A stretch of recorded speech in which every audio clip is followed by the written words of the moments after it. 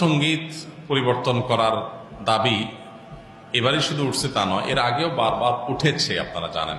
কারণ বাংলাদেশের নামটাও এই সঙ্গীতটার মধ্যে নাই।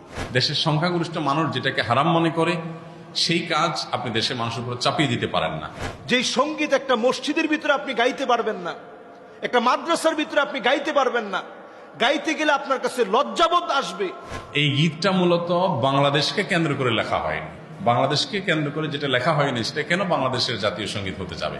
আপনি কি জানেন এই রবি ঠাকুর ব্রিটিশের পক্ষে কি ধরনের ভূমিকা নিয়েছিলেন? যে লোকটা বাঙালিকে অপমান করে কথা বলতে খুব খুশি হতো, কোনো মানুষের সামনে, কোনো মূর্তির সামনে, কোনো দেশের সামনে আমরা মাথা ঝুঁকাতে পারি না। এই সঙ্গীতের পরতে পরতে শিরকি অনেক কথা রয়েছে। আল্লামা সাইদি রহমতুল্লাহ আলাই এই জাতীয় সঙ্গীত নিয়ে তিনি কথা বলেছেন। জাতীয় সঙ্গীত পরিবর্তন করা এটা সময়ের সবচেয়ে গুরুত্বপূর্ণ দাবিগুলোর মধ্যে থেকে একটি। হাওলাইত্যা জিনিস দিয়ে আর চলতে চাই না।